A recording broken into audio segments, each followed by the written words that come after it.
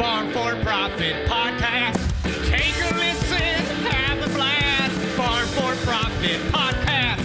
Learn about farming while having a laugh. Farm for Profit Podcast. We're going to have some fun today. We're going to get hanging out in the new studio. Still don't have the walls done yet, but we're getting closer. We have a sign now. We got a sign. Yeah, one sign. Woo. One sign. And we've got a guest to join us from across the continent. No. That's part of my deal. I mean, I don't know anything about this guest. Take it away, Corey. Today on the Farm for Fun show, we aren't staying in the state. We aren't staying in the USA. We're not even staying in North America, Dave. Oh, my. We are heading overseas to one of our favorite ag communities where we've actually interviewed a guest before. This guest is a woman that I follow on Twitter. She's a farmer, a former journalist for ABC, a speaker, a fellow podcaster who hosts the Ducks on the Pond podcast, owns a consult and full-service podcast coaching business called the Rural Ag Podcasting Co. Tongue-twisting myself. Please welcome from Victoria, Australia, a.k.a. The Impossible Farmer, a.k.a. Kirsten Diprose. Yes.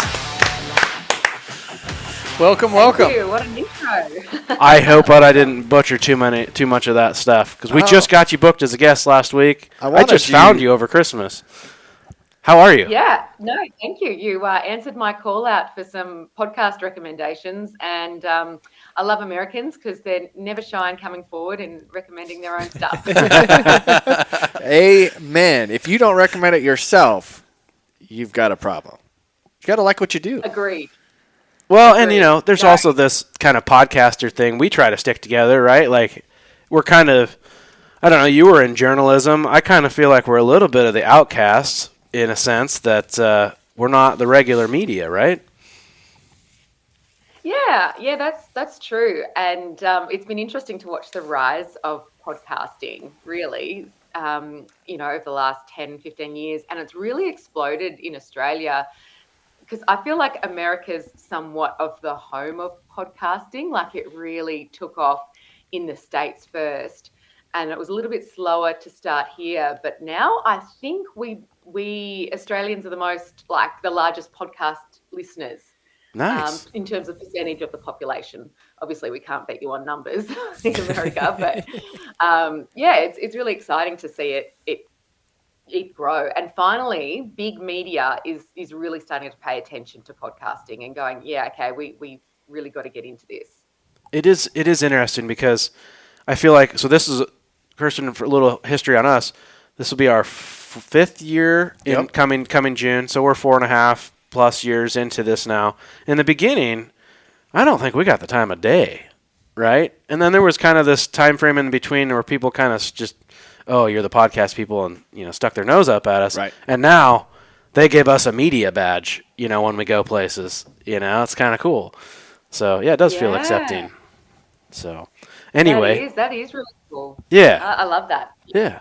So we're not here to talk about us, though. We're here to learn about you. Yeah, we talk about ourselves enough. So who is Kirsten, and how did you get to where you're at today? Oh, wow. Well, I didn't grow up in the country, so I was a city girl, or rather suburban, I'd like to say, because I grew up in Western Sydney, which is very much sort of Australian suburban typical life, which may not mean much to an American audience, but like the 3-bedroom house with a bit of a backyard, kind of a scenario. And that was great. I enjoyed my life, and I really wanted to be a journalist, and went to university right in the city of Sydney and loved that, and then got a job in Melbourne, and was very happy being a news journalist for 10 or so years, covering the biggest stories in Australia, which was very exciting, and it really made me feel like a witness to history, and it was such a privilege. And so you said I work for the ABC, which is true. That's the Australian Broadcasting Corporation, not the American one.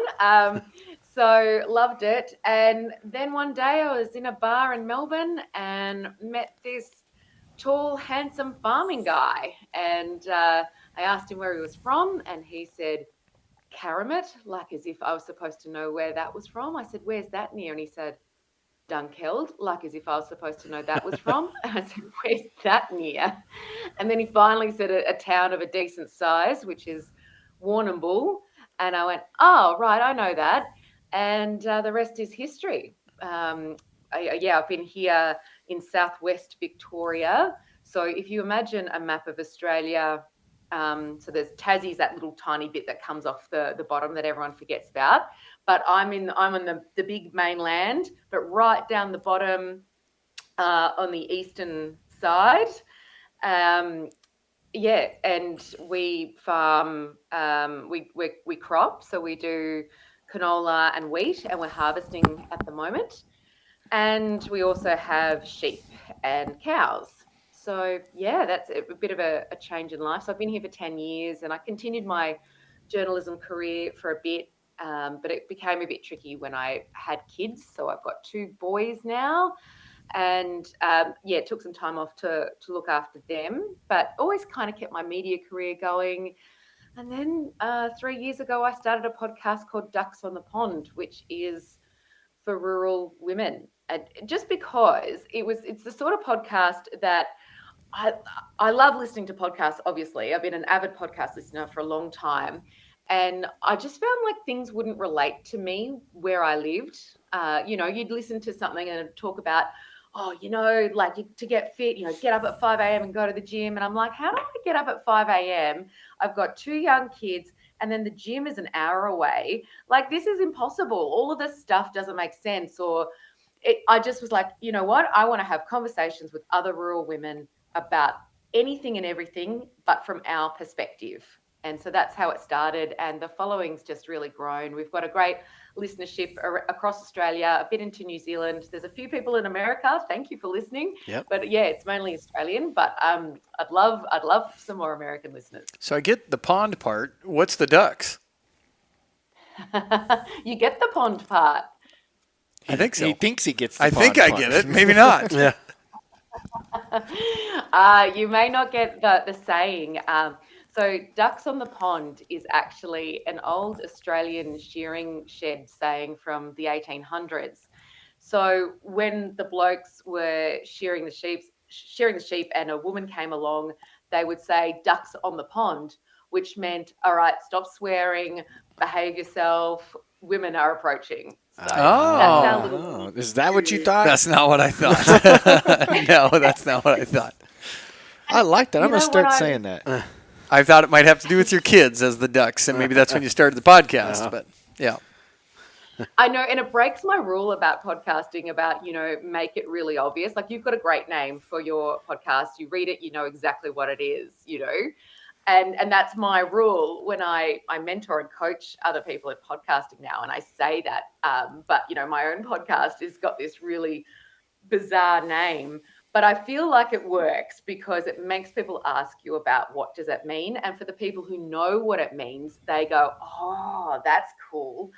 Because it's about, we like to say we're having the real conversations. We try to talk about issues that perhaps are dinner table conversations, but are really important. We just spoke, what our recent episode was about fertility in the country and just the challenges that you have to go through with distance and whatever, if you're doing IVF or any kind of treatment like that. I listened to that. She was talking about someone taking semen, like an hour down the road in the interstate and keeping it because you got to keep it warm or whatever, right? Or something like that. It was hilarious. I was doing pig chores and I'm listening to a podcast for women. I know, but quite honestly, I got value out of it. Like, I was learning. So, right?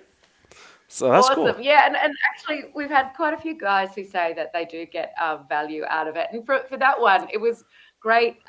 Jen was talking to us, telling the story about, driving down the highway for an hour and having to get it within that hour because I don't know the right term. Does the sperm go off? But anyway, self-destructs. Yes, exactly. So she had to get it there in time. And she was talking, though, about how, initially her husband was kind of like, oh, we shouldn't talk about this. And but then he kind of got over that barrier and was like, oh, no, we can talk about this. This is just life. And the more we talk about it, the less, um, silly we feel about it. It's just life. Yep. I can't wait until Kyle uses that as a clip and we get to see whatever image he uses of sperm going off, exploding in a car. I don't know. There's a lot of those images that might be on the internet. Yeah, I had to go there. I couldn't. That's where that comes from. There you go. So I want to go back to your broadcasting with ABC. I'm not going to say I was a little disappointed when it wasn't American. No, it's broadcasting probably company. better that it's Australian. Probably better. I want to know, how'd you get your leads? Like, how do you know when news is news? Great question. Well, I suppose there's something called news values. For anyone who's studied journalism, they'll probably have to do news values, and it's where academics have tried to graph out, what makes the news, and they've listed things like, tragedy and celebrity and local. Anything local is news. Like, as in, if a house burns down over the other side of the world, you're less likely to care than, if it was your neighbor's house. That's big news to you. So news is relative in that sense. But yeah, there's something they call news sense, which I liken to stock sense. Like when my husband would say to me, "You've just got no stock sense." And I'm like, well, you've got no news sense. I don't have stock sense because I didn't grow up with the sheep and like you do. It's something that's learnt. So a lot of reporters can't really put their finger on it, but it's just something that you know.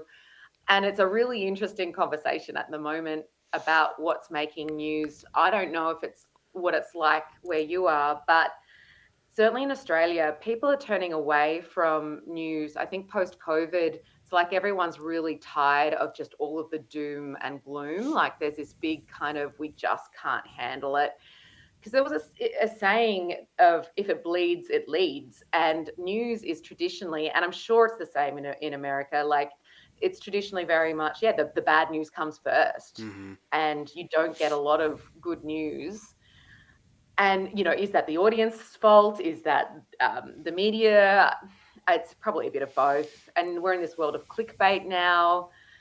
It's a really tough problem. So it's a really great question to ask, like, what makes the news? Because I think we as a society need to reevaluate that. And I say the society, it's not just media's fault. Like, we've got to show that we're interested in other things. And hey, podcasting's doing a great job of that. I figured it was just people weren't watching the news because of fake news anymore. And so well, I mean, we do have that problem. And maybe you guys do too, but like, there's a lot of paid-to-play articles and news pieces. Heck, you can tell almost which way someone votes by what channel they watch. You know what news syndicate they watch. It's like, so it's gotten so divided, and so they pick and choose what they report on, who pays the most money, who pads the stats. It's like, I don't know. It's just kind of garbage. That's why people tune into podcasting, because they choose to be there. They know what they're getting. It's real. We had one of our listeners tune in and leave us a review. We always like to give them props. We have Derek G. left us a review on Spotify, and it was about our cash rent episode. So that's most recent.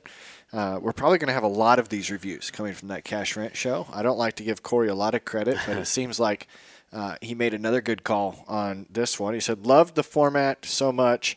I gave you 2 listens and a view on YouTube too." Wow. So double listener and a view on YouTube. Was that an actual review, though? Yeah. Or was it just a comment? Well, I guess it's a comment on the episode. So he needs to go leave us a review on Spotify. This was on Spotify. Okay. It came through the Spotify Okay. platform. Very good. Sometimes you pull them off. Oh, that's like an email or something like that. No, this was from Spotify, the app. So really appreciate our listeners going out and leaving us a review. Obviously, we know that's how we can spread all the way around. Yep. So you said that you're training podcasters now? Tell me more on that. Yeah, so my new business, which I only started in August last year, called Rural Podcasting Co., is I'm a podcast coach for people who want to start a podcast and launch it. So it's about, keeping people accountable. And lots of people say, "Oh, I want to start a podcast," but never actually get the ball rolling. So that's one of the courses that I have. And another one is called Rural Pod Connect, which is about getting podcasters together. Most of them are in the kind of rural space, so it's not necessarily agriculture, but live rurally. And we just, learn from each other and grow together. And then I also make podcasts for people or for organizations or do part of it. People can hire me and I might do the strategy or do some interviews or some editing, whatever is needed. How did you go about figuring out your price structure for coaching and also doing other podcasts, being a hired podcaster for? Because I asked that because it was like the Wild West out here, where no one really even knew what they should charge. So we just kind of started throwing numbers out. How did you figure it out? Yeah, I had no, excuse me, I had no idea really. So I have a business coach now because when I started, I was definitely underpricing myself. And I knew this. I was like, no, this can't be right. And I needed to, I don't come from a business background. I obviously have business experience in the farming context. And I was doing the farm books for 4 years. And I really learned a lot about business then. But this kind of media business, I hired a coach who is originally from Texas and she lives in Western Australia now. And her name's Tori Kopke. She's awesome. And she's got a podcast too about like business coaching. And she helped me set my pricing structure because I really had no idea. And you know why I hired her and I told her this, why I chose her? She, because it was one of her questions. She's like, why have you chosen me as your business coach? And I went, because you're American. And she laughed at that. I said, because just my experience with Americans, and I previously had an American boss in my last job, just better at business than, this is a big sweeping generalization, but just better at business than Australians are. Like, I think you're just one step ahead. So I was like, and particularly women, I think, have already broken through those barriers that kind of society puts around you. That there are those unspoken barriers about money. There's this kind of sense that, oh, you're not allowed to ask for too much or be too ambitious or all of those kind of things. Whereas American women, like who are like business women, who've worked in the corporate world or whatever, they don't have that. They're just like, we're in it, I love it. That's good. It's good to hear a nice perspective of Americans because most of the ones that we hear usually aren't that great, right? Wouldn't you say? Which is funny because I have a coach as well, but she's from the United Kingdom. And I went that route because I didn't want an American perspective. American values are driven into our heads. You go to business school and you're taught how to run a business. I wanted somebody that might have a little bit more empathy, someone that potentially could see a side that I didn't have. So my coaching sessions are still around how you grow the podcast and how I can grow myself personally, but there is much more of a, is empathic a term?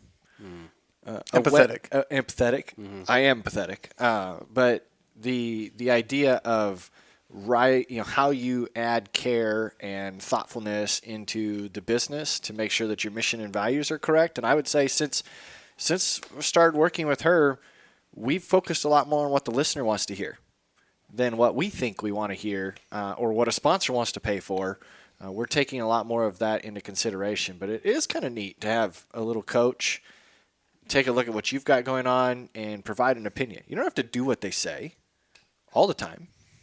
You think it's like a third-party audit almost? You want someone out of your circle to come in that you trust, and this is like the UK is your third party, like it's out of your circle, it's out of your country, and then America is out of your circle, right? Like kind of like that, like no preconceived notions, no preformed opinions. As far as that goes, it's super interesting. And so now that I'm a podcast coach, it's bizarre because about probably 2 years ago, I'd see these life coaches and I'd go, oh, really? No one's got life figured out. How could you have a life coach? And I was really sort of anti it. And then I heard like business coaches. And again, it was my American boss who was amazing at business, and she just mentioned she had a business coach, and I was floored by that. And then it all made sense. I was like, oh, well, yeah, the elite sports people all have coaches. So why can't it's a thing that's really just growing in Australia. 10 years ago, no one had a coach for business, but now it's all kind of emerging. And that's why I started podcast coaching, because often I find, particularly women, and I work with men too, but most of my clients just happen to be women, but they'll have a barrier over something that's their voice, or, just kind of thinking that they can't do something for some reason that really isn't true. Those ideas that we hold. And so it's about breaking those down and then proving to them that they're wrong and they can do it. Right. How much you're coaching? Originally, when I thought coaching, we've had questions people ask us at conferences or whatnot, and it's more, I have an idea for this. Are you more psychological that you're telling them they can do it, or are you more helping them with the implication? A roadmap? Like, here's a roadmap, here's the equipment, here's the cameras, here's the software you should use, et cetera, et cetera. Both. It really depends on what people come to you with. And, I've got clients who've got really successful businesses. They've got great social media accounts, and it's like, great, you're already set up in that respect. You've got a profile to leverage, and you know how to do social media. Great. So it's just about, how are we going to do this to fit into your life? What sort of equipment? So we go through, how do you want to do it? I've got one lady who's starting a podcast, and she really wants to do it in person with people. It's really important to her to do that. So she's kitting out a van at the back. And so we've sort of worked on how that's going to work with lots of, soft furnishings to absorb the sound, and so that she can drive around and do interviews in the back of that van. And, because that's what she wanted to do, and we've shaped it around that. And other people, we do it over Zoom. It just depends on your budget. I say, what's your budget? You can do it for next to nothing, but it'll be harder potentially for you to edit it and do it, or you can pay for some software and do it like this. So we chat about that. And then and it's very much the strategy as well as to, okay, why are you doing the podcast? Is it as a marketing funnel for a business that you've already got, which it is for a lot of people. They've already got a business, and this is another way of connecting to people. But then some people just go, you know what, I really have this burning desire to have a podcast and speak about this, because I really want to share this. One of my clients has released a great podcast called Farm Office Toolbox, and she just really wanted to share her system of dealing with the farm office. And so she's made a podcast that's like a step-by-step process for that, which is amazing, because it's helping so many women like myself who are, I was like a creative person put in a farm office, and struggling with all of the things without a system. You're a creative woman that was put into a farm office?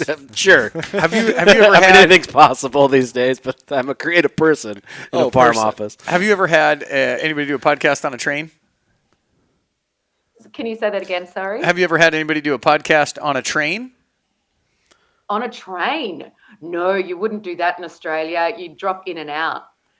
Oh, really? If you go through a tunnel, you'd drop out. I don't know. How would you do a podcast on a train? You'd have to be live. You'd have to have your guest on the train. Yep, you'd have to have your guest on the train. I think we're the only ones that we know yet so far to do a podcast. We're holding our title to, I know we're the only ag podcast to ever record on a train, but I'm going to say maybe in the world. We were going to do a boat, and we've done it in a bar. Oh, we need to do a plane. Yeah. Ooh, that'd be nice. We should fly to Australia. You could have got a podcast in person on a train. Yeah, you could. Yeah. But it might be a bit rude for other people. Like when you're talking on the phone, like that's kind of rude on the train, because then everyone. We're Americans. We don't worry about we don't worry about that. It was a private train. It was actually a tour. Nice. Way to make it sound even more like it was a private train. It's a private train. Well, it was. We were on a farm tour, and they own a train. So, yeah, we did it in one of the cars. We had the whole car to ourselves. But we were invited to that train. Would that be like the Mile High Club if we did a podcast on an airplane? we are. I don't think that qualifies. No. We actually thought about outfitting an RV with a podcasting setup and doing a world tour. We've not outlawed that or outruled it. That still could be a possibility. Well, and Tanner and Corey just built our podcast studio that we're in now to help other podcasters be able to use or rent our facility. So I don't know how many people do that have a spot where come use our stuff. We already have it set up. So low cost of entry. Yeah, I know a few people who do that, which I think it's a great idea. I know someone locally who's done that with broadcasts, like mainly TV, and he does great big shows as well. Like, they hire him to do the rodeo and have the big AV set up. And so his business is about producing news and also hiring equipment out. So that's what I find really fascinating about podcasting is like the business models, because in Australia and probably where you are too, the business model for local news and local content is somewhat broken. So a lot of local newspapers have shut down because now that everything's gone on online, there's either a paywall and people don't really want to pay it, or because the revenue essentially goes to Google and Facebook now rather than local advertisers. So the traditional model of local businesses supporting the local paper and people going to the local paper as their kind of one site for classifieds and stuff, that doesn't happen anymore.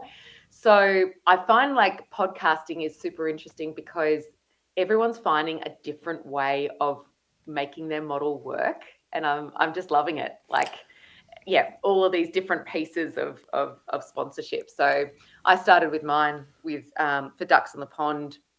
I just made it for free for 18 months and then started asking, hey, does anyone want to sponsor? And because mine's about rural women, I keep the sponsorship price fairly reasonable. And it's mainly, you have to be a rural woman to be on the podcast. It's the same for the sponsors. So it's for businesses who will sponsor it, and they're always rural women, and I interview them at the end of an episode and they talk about what their business is and what they're offering, and they generally have an offer for listeners, and it's different for each episode, which is more work for me, but I'm really enjoying it and it's working for now. Isn't that wild when you think of the podcast? And I think the ones that are most successful are the ones that you're doing it because it entertains yourself or it's educating yourself, and then it provides you the opportunity to provide value to others. Because we've said it from the beginning. As soon as we stop having fun doing this, it stops. And until these guys tell me they're not having fun, I'm going to stop. I'll keep inviting them to come back. So not to give away your goose, I'm curious. We've been doing this for short of 5 years. And content always becomes a question. You just mentioned like the gal that has, hey, I want to share my office secrets for farming. When you're coaching people, how do you coach them to be sustainable? That's maybe a narrower topic that, okay, here's all my secrets, now what? Like, so how are you coaching people? That's maybe what you're paying people are paying you to get. But if you give us one of your nuggets, do you have a nugget? Yeah. Do you mean sustainable financially, or is it in your life? Because we talk about both of those things, because it takes time, obviously. You know how much time goes into podcasting. I think people who don't podcast think, oh, you just have a chat with someone for 40 minutes and upload it and you're done. And you think, well, no, actually, most podcasts, you edit it. There's time researching and finding the person, booking them in. It's way more, and then the social media to promote it, it's way more time consuming than people imagine.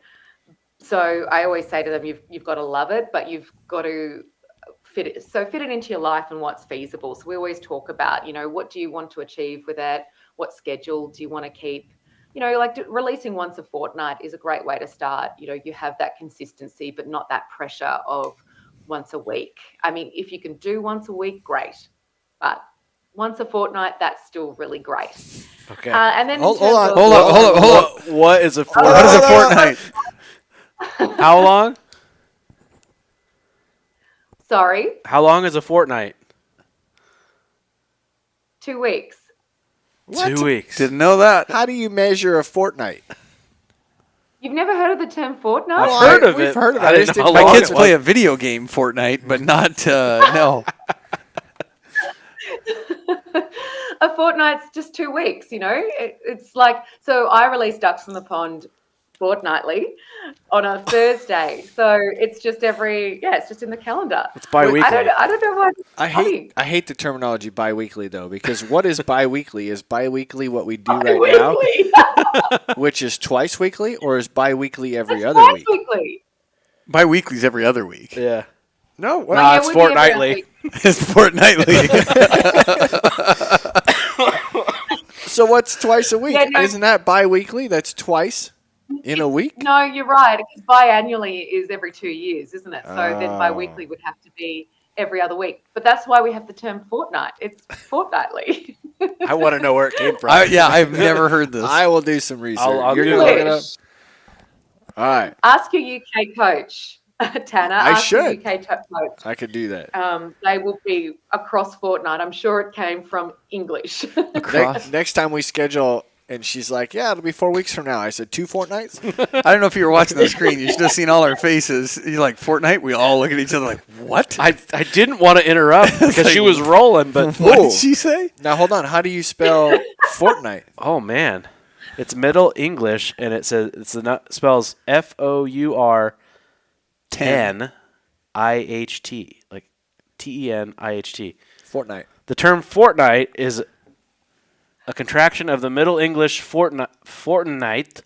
It has roots in Old English, you're right there, where it was referred to as, I can't read that, the term means 14 nights.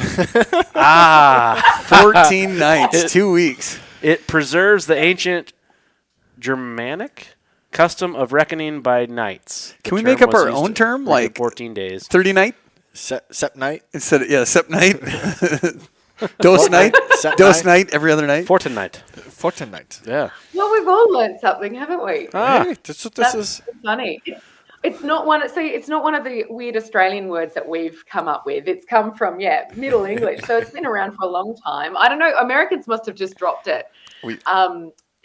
I love Michael McIntyre, the English comedian who makes fun of everything, but how Americans just have come up with their own words for perfectly English things. Like instead of pavement, you've got sidewalk and like all of these kind of, So we generally keep our Australian English is much closer to the English version of English in our spelling and the words that we use as well. And then Australians have just come up with our own slang along the way. Right. But Americans have just replaced all of these words in English. They go, "Nah, don't like that. Give it another name." Isn't Australia where they send all the criminals?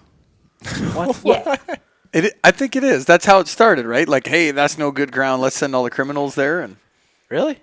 Yeah, look, obviously the Indigenous population, our First Nations people, have been here for thousands of years, 60,000 years plus. So they were our first people, and Australia needs to do better in recognising them.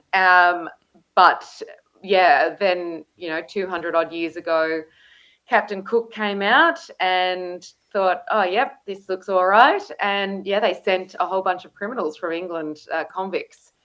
And that's how, a lot of the Anglo-Saxon people came here, myself included. I've got convict ancestry. And it's really funny because now it's something people will say quite openly.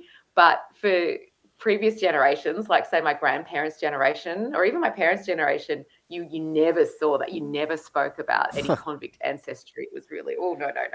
But it's kind of ducks on the pond, if you will. Yeah, exactly. I love that. Well, we're talking about words. We always like to play a game with our guest, and we get to play a word association game with you. And this should be a little bit fun for us to do with your perspective. We want to tie these words back to agriculture. So you can use. Okay, so I need to tie it back to agriculture. Yep, you tie it back to agriculture with the first thing that comes to your mind. Cool. And it doesn't have to be a one-word answer, Nope. right? You could just... Yep. You want to fire the first one off? No, you go ahead. The first word is movie.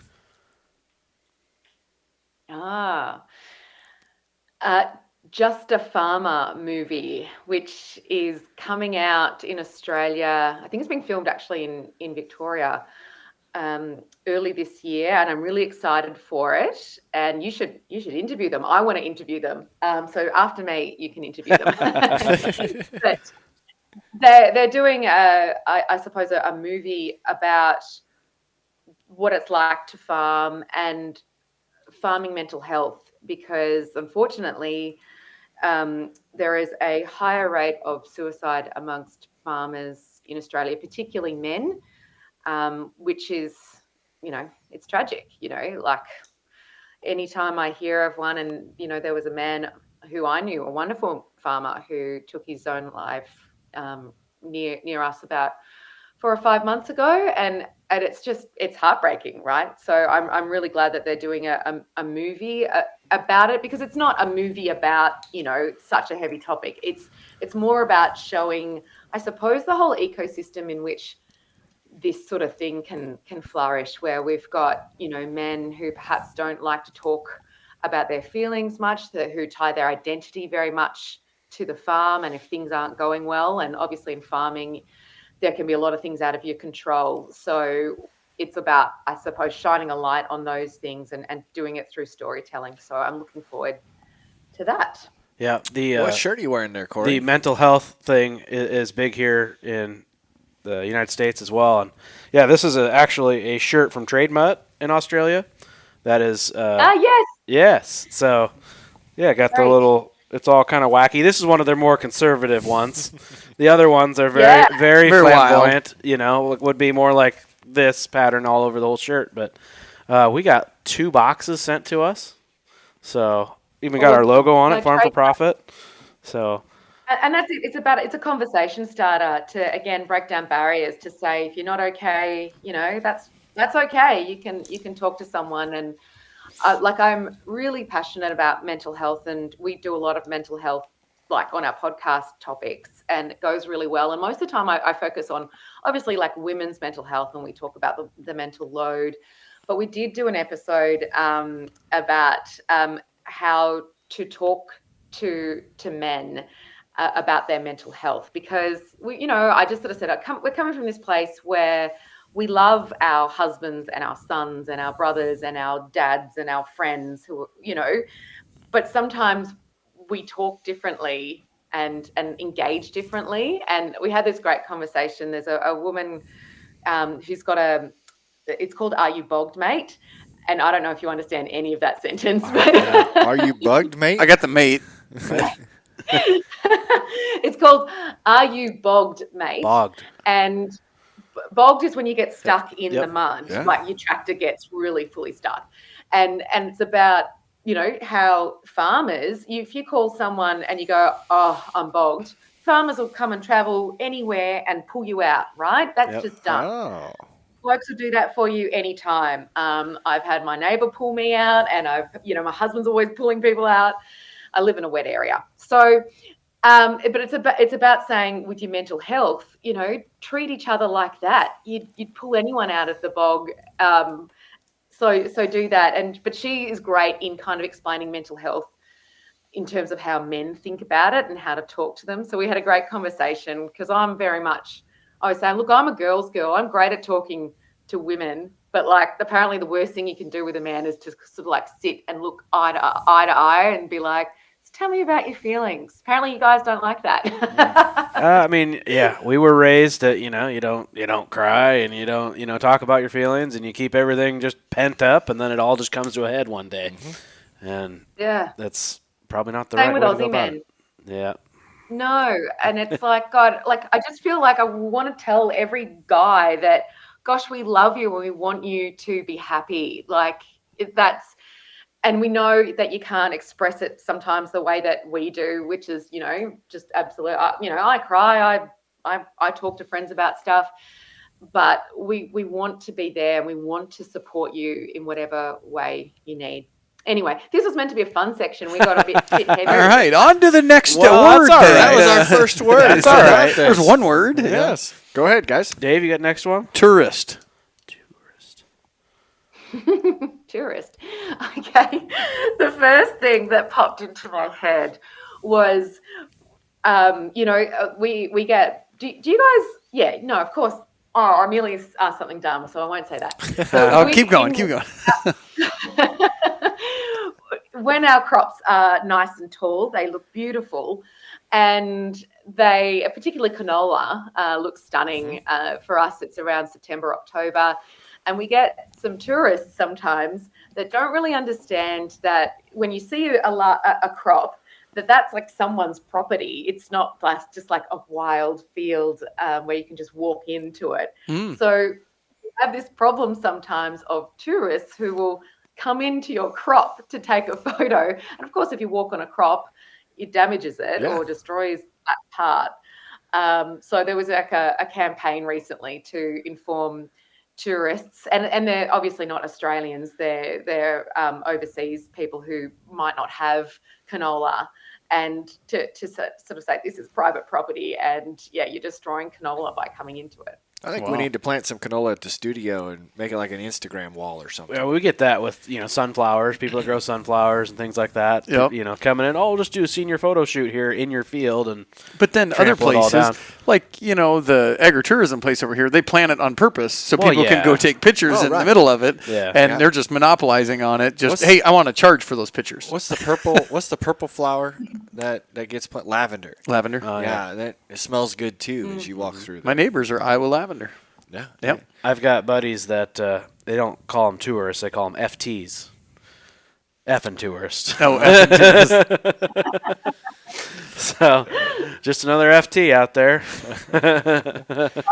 It's so nice to have tourists back in the country, though, after so long of not letting anyone in Australia. I remember we were just down at our local pub, and I heard people with an accent, and we were like, "Where are you from?" They said Israel, and we're like, "Welcome." I haven't heard an accent in here in a long time. And then my husband, who's just this like super generous guy, is like, "Come up for dinner." And so then they came and had dinner with us. We were just so excited to have someone who was like from outside the area. But yeah. That's funny. All right, we better just do one more. Do one more? I'll do it. All right, this is my last word. Coffee. Okay, relating it back to agriculture. I know. Wow. I was trying to find one that, I don't know, not a lot of these go back to ag. But everyone drinks coffee, right? You drink coffee? Do you guys have coffee groups in the morning where all the old men talk about what the next farming thing is? Yeah, I suppose there's like the coffee break in farming. That's what the morning tea break is a good, because the people start work around 7. So I'll go with the coffee break around 10 o'clock, which I have avoided being part of. I suppose traditional agriculture roles for women sometimes can be providing the food, and there's absolutely nothing wrong with that. It's a vital, vital job. But I'm from more of the ilk of like, you're going to eat, so maybe just bring some food. Like other jobs do that. Anyway, but that just made me think of that, because my mother-in-law, who is an amazing cook and has been providing the food and still does on our farm for a long, long time, she always has a nice cake ready for that coffee break and makes sure that the coffee is always restocked. And she also makes sandwiches for everyone. One day, if I have to take over, I will just have food provided there for you, and you can put it together yourself. There you go. Sounds like Tanner's mother-in-law. I know. She has a 5-course meal every time they stop for lunch or whatever, and we got spoiled. And then as Amazing. the grandparents got older, she developed more responsibility taking care of the grandparents. So the last 2 harvests, the last 2 seasons, both planting and harvest, we haven't gotten our field meals. So, yeah, you get really spoiled knowing exactly what it's like, and now it's bring your own. I tell you, what we started doing last harvest on our farm was we bought those little mini ovens. Logic, yep. Yeah, I got one for Hot Christmas. Logic or whatever that you can get on Amazon. Plug it into your cigarette outlet on the tractor, and I meal prepped. Made burgers and, I don't know, brisket and some pulled pork and some meat and all that kind of stuff. You freeze them all, and you just throw it in this deal, and in 45 minutes, it's ready to go. You're going to eat. Oh, wow. Bring your own stuff, right? That's right. If you're gonna eat, Like it's going to revolutionize, everything, because we do have little fridges and stuff. But a little something to keep. The it best hot. part about That's that great. is it's frozen, so the little hot logic is kind of like a cooler. It's insulated, and then when it's time to cook it, you just plug it in. It's still frozen, and then it just dethaws it pretty much because it's already cooked. it dethaws Perfect. it. Thaws it out. Defrost. Defrost. Dethaws it. So you're It's like a hot water heater. Is it a water heater or a hot water heater? You get it. Yeah. So You know what I mean? Americans are worse than Australians. You just create your own English. Just thaws it. I mean, come on, defrost. Defrost. Yeah. So you said I do help out in harvest, like as in when it's harvest time. I'll always cook more food because I'll be like, my husband will call and inevitably you'll be like, do you have enough food for like, so and so still out there? And I'm like, yeah. I'll package some stuff up and Tupperware and play the game of like find the blokes on the tractor and deliver it to them. I love how Tupperware is a worldwide brand. Yeah. They've got Tupperware in Australia. Yeah. So do you ever miss the city, being a city girl, and you move to the country? Now you're not like shopping, exercise, yoga, et cetera, et cetera. Yeah, the gym's an hour away. I know. That's what she said. To be honest, I don't like going to the gym anyway. It's like this lie that I tell myself that I'm going to go to the gym, and I could live next door to it and I wouldn't go.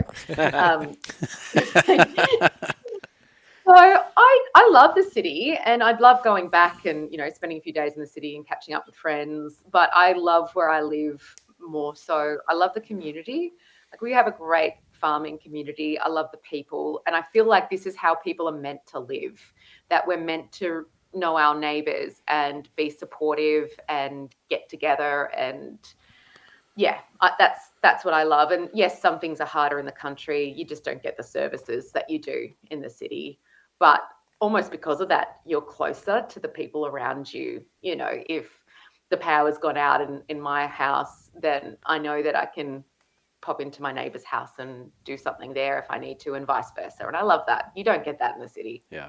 We have a large disconnect between the city and rural areas. A lot of times we don't see eye to eye on certain topics, and they just don't know. A lot of them don't know where the food comes from, right? Is that the same way there? Yeah, it is, unfortunately. And it's probably only happened in the last couple of generations because farms have gotten bigger and people aren't exposed to farming like they were in my parents' generation or before that, where, if you didn't have a farm, then your uncle would or someone would. I grew up without any connection to farming. I didn't know anyone, no family members. It was just what I saw on TV or heard about. So I really didn't understand agriculture at all. And I think it's so sad because I also think of all the jobs that are in agriculture that people in the cities just aren't thinking about. Like I think about particularly some of the boys that I went to school with who were really hands-on and weren't academic. I'm like, oh, they'd be great in a practical farming role. Or there are so many, like ag needs every skill, right? And I just think people don't think of it because agriculture is a full industry and you need every skill set in it. And that's what makes me sad because I think we in rural areas then don't get to tap into some of that brain power because there's just that disconnect. And there's also certain issues that there's different viewpoints on as well here. Perhaps not as pronounced as America, but it does happen. Great. As we go forward for 2024, we're just right in the new year. Your business is 6 months old now? You said it started in August? Yeah, less than that, yeah. What's it look like going forward? That's 12 fortnights old. 12 fortnights.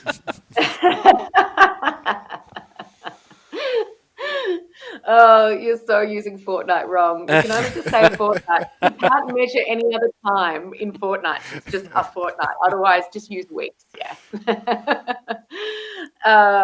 It's like those people who say, "Oh, my kid is 48 months old." And you're like, yes. After 12, you can't use months. It's exactly wrong. They would be 200 fortnights old. I don't know why. Love it.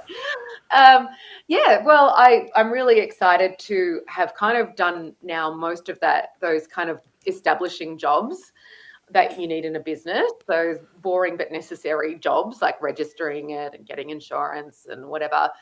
And I've got some exciting projects, and I'm working with some ag organisations in Australia with some podcasting things that I'm really looking forward to.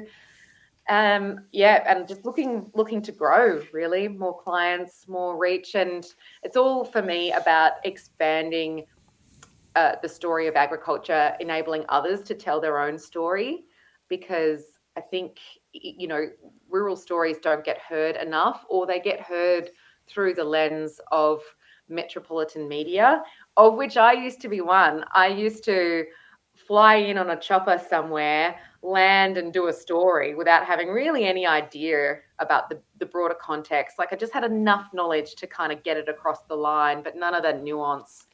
So I know what it's like to tell stories about agriculture and rural for metropolitan audiences, and there are just so many things that we miss. So I'm looking forward to hearing more rural stories from Australia and beyond. Great. Since you used the word chopper, did you ever use the terminology "get in the chopper"? Get to the chopper. Get in the chopper. Get in the chopper? What? Yeah, It's American Arnold movie. Schwarzenegger. Arnold Schwarzenegger Yeah. gave a Okay. a line in I a don't know movie. that one.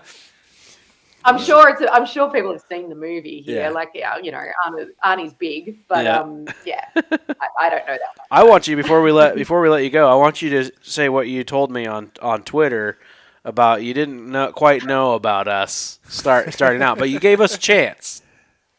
Yeah, that's right. I was like, oh, cool. Got a podcast recommendation. I'll listen to it.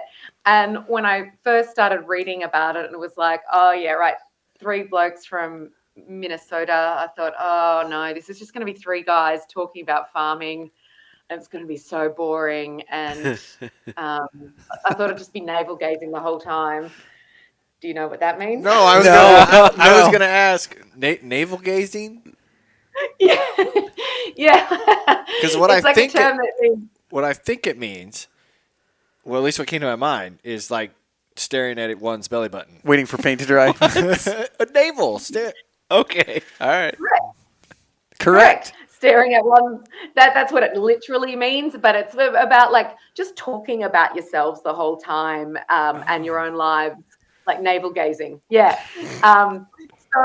But it wasn't. I loved listening to you 3, and you were like, yeah, funny, and Hopefully you got a good episode. So I listened to multiple episodes.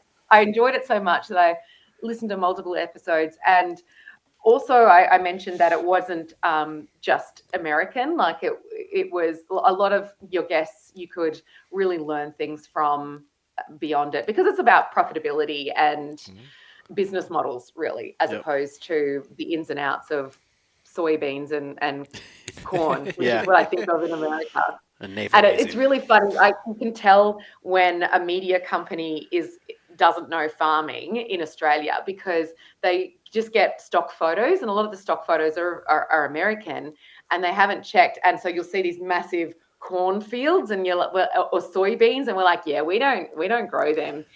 Get some wheat or some canola or something that we actually grow. It makes me laugh every time. I go, you don't know what you're talking about. See, I get that. On the opposite side, every time I try and Google, like, I need a picture of a farmer in a field shaking hands, and it's like it's a wheat or a canola field. Yeah, canola field, Scotland or something. I mean, it's crazy. It's not America. The biggest thing right now is there's a ag publication that put out an article about Minnesota having their open enrollment for beginning farmer tax credits. Oh yeah. And the two men pictured in the image used for the article are Iowans. And they're both like over 60 years old. Yes. Starting farmers. For beginning farmer. Beginning farmer tax credit, which, if you read into the article, is for the old farmer that gives a young farmer an opportunity. The tax credit's for the older farmer. Right. But yes, people recognize them as from another state, and we're giving the media outlet a bunch of flack for having that. That's pretty good. Well, what do you think? No. Go ahead. I was going to say, I also look at the trees in the background. Like if you see, I'll go, they're not our trees. They're not gum trees. That's America, or that could be UK. They're not our trees. It's another hint.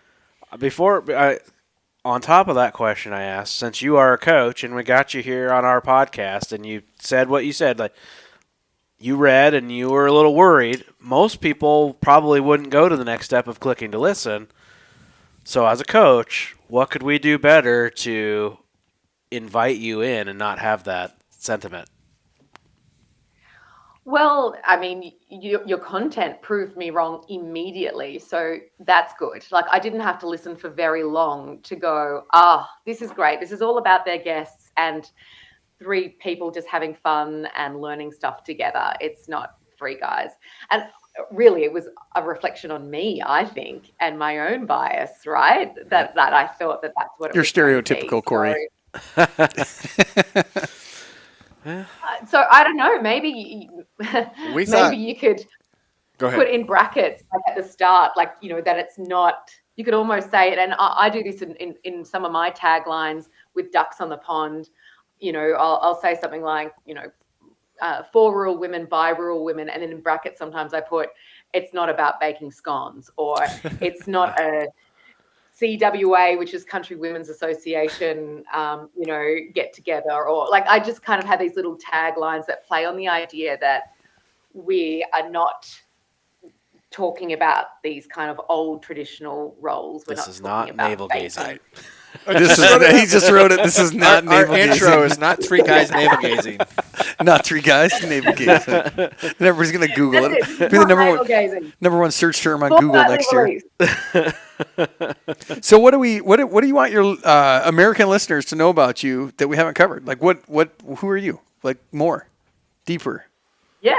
Well, so listen to my podcast at Ducks on the Pond, and I hope that it has a lot of universal concepts for rural people. So while and like your podcast, while we might reference things that are specific to Australia, and that might be a government scheme or something, the overall sentiments and lessons are still applicable. And so I would say that there is value, and I would love to have you as a listener. We have had an American on. We did a podcast called Are Your Farm Tools Sexist?, which was all about how a lot of things in farming and beyond, tools are created for a man's body. And so they don't, when we try to use them and we don't have, our hands aren't as large, or our strength is in different areas, we find them harder to use these tools because they're actually built for men. So we have had Americans, and I'd love to have more Americans on my podcast. And I'm also open to working with Americans in my podcasting business. There's no reason why not in this amazing internet world that we live in, that I could coach a podcast. And particularly if you want an Australian audience, most of my audience is Australia, New Zealand, and most of my connections are. So if you're looking to break into an Australian audience, then that might be a really strategic thing for you to think about. I just had Tanner pull up our numbers in Australia. They are not good. They're not bad though. They're not bad. That's almost 500 downloads. That's true. That's great. That weekly? That's in the last 2 weeks. Last 2 weeks? 11th through the 24th. That's 2 weeks. terrible. You know what that is, don't you? That's in a fortnight. In a fortnight. That's what we're going to put that in. 500 downloads in the fortnight. So yeah. No, that's great. Wow, that's cool that you're. There's only 500 people in the state of Victoria, so we had 86 of them. They all listened twice. Yeah. That is, of course, not true. But she's not saying that the ones from Victoria, all 86 of those were her. Yeah, probably. I got a couple friends that live in Queensland, so they probably listened. Yeah. Yeah. Yeah. Well, only about 200 people live in Queensland, so. Yeah. Wow, that's pretty good. We almost got half of them. We got half of Queensland. So you've really got a strong Australian listenership. Yeah. Man, I love this. All right, guys. Do I get to ask the payoff question? Yeah, go for it. Okay, we're starting off with a new one in the new year. We want to know what you have found most effective when trying to learn something new. I feel like this is hard. Deadlines and accountability. So I think we all have to prioritize things in our life and we're all busy. But if you don't have a deadline, then that thing that you want to learn just never happens. So create a situation in which you have a deadline. And that might be you are accountable to someone else because you're working with them, or you could have a coach. That's one way. But if not, just you got to just start. Like particularly with podcasting, just be okay that your first podcast is not going to be as great as your 10th podcast. It's so long as it's good enough. And that's true for whatever you're doing. You have to be comfortable with that first thing it not being great, and that's okay. But you learn as you go, because you can sit in that kind of I'm learning mode, I'm gathering mode forever, but you've got to build momentum and start moving and learning as you're going. And because you're moving, then you have those deadlines. You're accountable to the people that you've brought in whatever you're trying to achieve, and that actually makes you do it. I ever tell you guys my deadline story? I'm sure you have. We just didn't listen. Do you want to hear my deadline story? Yes. So my dad was Marine, and so he would always, to get things done, he would overset the deadline. Like if it's going to take 8 hours, let's set it for 6 hours. We'll force ourselves to get it done. And so I've always been a guy that goes fast. And a guy asked me to help him once at a previous job. He asked me to help him if I could tear out all the trusses. We were going to open this wall up and move forward. I was like, yeah, I'll help you. And so we start going in the morning, and I must have told him this story because a little while later he's like, well, we got to have this done by noon. I'm like looking around, I'm like, there's no way we were getting done by noon. I said, why by noon? He said, well, I took your advice. I called the inspector. He's going to be here at noon. Shoot. This has got to be done. I'm like, you got to be kidding. We got it done. Really? We got it done. So I told him, set almost an unobtainable timeline, and you'll force yourself to get it done. Now, we worked every second, but we got it done in time before that inspector showed up. Wow. That's intense. Awesome. I mean, like harvest, right? There's like deadlines set by just whatever the weather decides to be, where you're like, it's hot, let's go. And that's your deadline. I was trying to give some advice, and it bit me in the backside a little bit. I was like, you did what? So that's pretty good. Well, I wanted to leave a comment at the end of this about coaches. Is what I've observed from my coach is I actually have a whole bunch of coaches around me. They're just called friends. But when you don't call them coaches, you don't realize it. It's like my daughter when I tell her to change something in softball or basketball, and it doesn't register the same as when it comes from another coach. Yeah. It's the same way. I mean, some of the things that I get suggested, I feel like it's just an allocated hour and a half of them listening to me and providing suggestions back, which is exactly what your friends are doing around a beer, around a cocktail, around a table, sitting here listening to a podcast. Maybe you get some free coaching and you don't realize it. I'm not saying it's all good advice, but it's just that perspective of when I sat back and went, I get a lot of this. I'm going to get you a name tag that says Coach Tanner, Coach Corey. Maybe it's because you pay for it. So maybe you should just pay me to be your friend. Maybe you should just pay me to be your friend. Yes, that's a whole nother basket. But I think a lot of innovation and in farming actually happens in the pub on a Friday night when the farmers get together and just chat and just talk about things. And actually something that really resonated in your podcast that I was listening to was about how farmers make the mistake of comparing themselves to other people too much. And a warrior like, oh, so are you planting now? What are you doing this? Are you using that? What fertilizer? And I mean, that's part of like the coaching thing. Like, you want to go and talk to your neighbors about what they're doing. But then you've got to take that and come back to what is my business and what is my business model and what do I want to achieve and whether it applies. And that's almost the next step, which I really enjoyed because you do need that. Like, I think that kind of those conversations are so important, especially for men. Like the women are part of it too, but I find that men, need that also for their mental health, because they don't get that as much as women do, I find. Sure. Yeah. Well, this has been a pleasure. I love when we can bring a guest in that has a whole different perspective. I love Australia. I Yeah. want to go Yep. someday. And Please visit.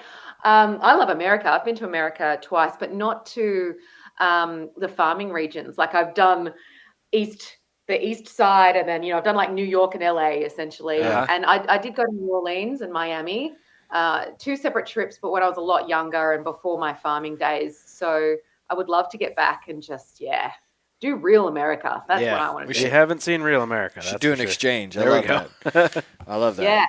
Yeah. Well, Absolutely. This has been a pleasure. Thank you for teaching us a lot of different terminology. What a fortnight is, navel gazing. Are you bogged, mate? Yeah. Are you stuck? Ducks on a pond. Yep.